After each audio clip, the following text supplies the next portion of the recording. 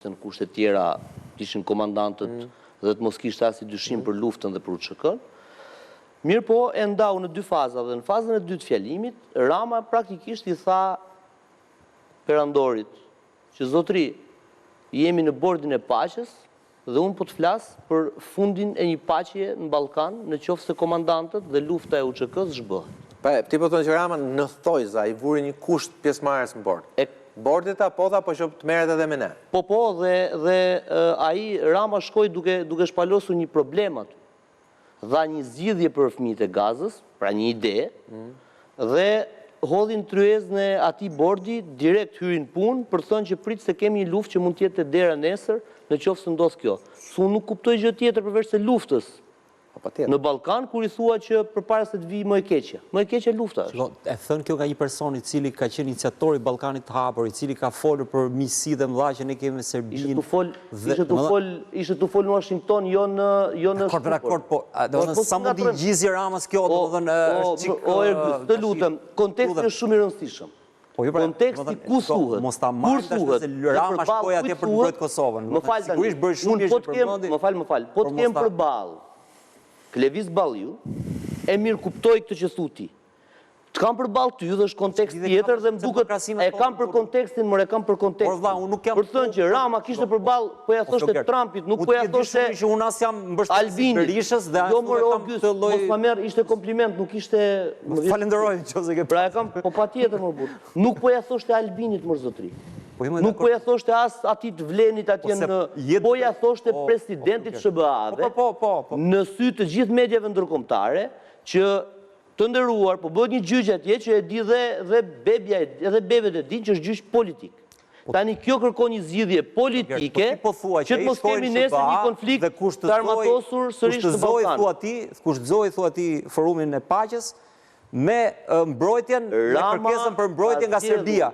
Personi i cili ti përgjigjem pyetjes Kolit direkt. Është armiqsuar nga Albin Kurtin për shtirt nisjes në Vučić. Unë ndërtoj analizën mbi fakte.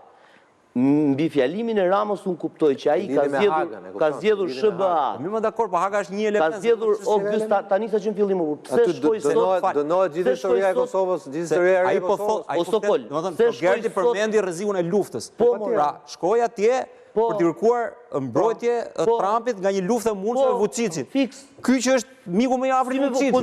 Po pse çati mendon se është në dorë? Po ti ishte Rama shoku Vučićit zgjidh Kosovën. Ajo duhet të them unë që Rama ka pas komunikim patjetër. Që Rama nuk i ka seriozisht, këto i ka lojra. Se nuk e merr kronologjikisht më miku im. Rama nuk shkoi në Davos, shkoi në Washington, ku kishte njerëz që kishin për të folur.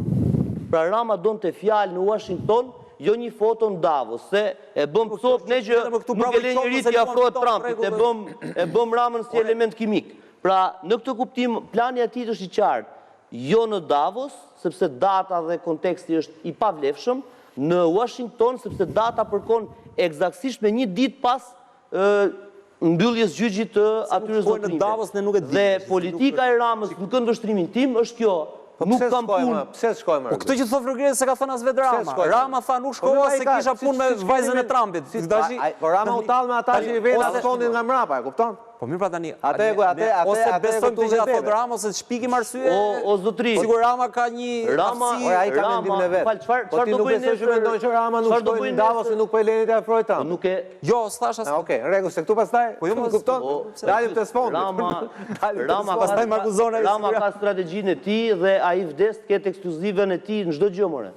Hiqe atë, unë po them që protagonizmin e kam, ja lem xhep, po pra, domethënë ai i gjithë plani mua më konkludon me fjalimin, i cili thot, kemi zgjedhur Amerikën, ju thot shqiptarëve dhe europianëve, jo se kemi në gjë si politikë jashtme anti-europiane, jemi të linzuar me juve more.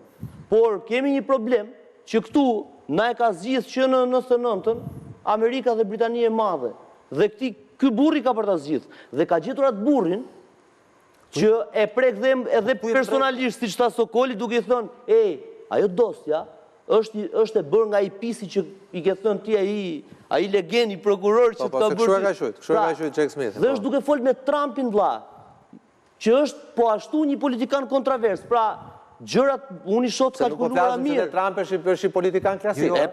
Pyetja që po Por ama ideja është pyetja se Logerdi thotë janë të kalkuluara mirë. Është migurim. Pyetja është cili është kalkulimi? Është kalkulimi që të përdorim rastin që të mbrojmë Kosovën nga lufta me Serbinë, apo të përdor rastin të fitojnë e gjë për vete? Se mua më duhet kjo e dyta. Kjo e para që thua ti është thjesht ta vesh me ca fjalë këtu. Kur ka zgjedhjen në Tiranë, fal, kur ka zgjedhjen, fal. Ju i bëni, e di çamë. Kanë mbaruar zgjedhjen para 3 muajsh o burr. Tash ne mlidhemi. Po pra, po. S'ka zgjedhje. Kanë mbaruar zgjedhjen, kanë filluar timet. Rama 83. Tani Rama ka probleme me timet. Më shumë se zgjedhjet. Se zgjedhjet me këto pozitë që ka i fiton kështu.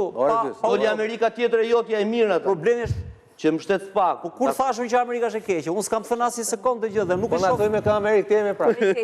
Po jo, ne do të jemi vetëm tonë, po valla, ne shkojmë në Amerikë për të fituar zonë sovranistën. Eugenia për ta mbyllur. Gjithsesi, unë mendoj që në të gjithë diskutimet Trumpi e di shumë mirë se çfarë ndodh në Kosovë, kemi KFOR-in, prezenca e NATO-s është mjaftueshëm që ai të brifohet dhe të updatohet gjithkohës, megjithatë është një hapësirë ku patjetër nëse ngrihet zëri dhe bëhet prezent ky rast dhe ashtu sikurse e tham, ai përpiqet pikërisht të luaj kartën e prokurorit i cili e gjykatësit që ka qenë edhe kundrave Trumpit dhe përpiqet ta preki në inteligjencën e tij emocionale për ta vënë pas vetes. Gjithsesi mendoj që prezenca e Shqipërisë në bordin e paqes, edhe pse jam kritike deri diku, do të thoja që është një hap për të qenë pjesë e diplomacisë ndërkombëtare dhe për mos të munguar aty ku bëhen politikat e botës, dhe pse do të thoja që e gjithë përbërja e bordit të paqes duket sikur është një përpjekje e Trumpit, jo për të minuar drejt për drejt Këshillin e Sigurimit, po për të transferuar atë faturën e madhe ekonomike për ndërtimin e gazës. Unë deri këtu e shoh. Në fakt, dhe kjo është diskutim tjetër, ambasador, për 17 miliard dollar, sigurisht, në ky moment pastaj mund të themi çfarë duam, po kur ai thotë janë mbledh 17 miliard dollar për ende pa u formuar bordi, sigurisht shëptitet edhe për një forcë madhe financiare, sigurisht edhe për projekte përfituese nga pas. Të të kërkoj falje dhe leje se ka një 10 minuta që e shikoj vazhdimisht dhe nuk mund të ri pa thënë. Kush më shikon dhe të ketë mundësi të thotë liderave tanë, nuk preket me dorë presidenti i Shteteve të Bashkuara të Amerikës.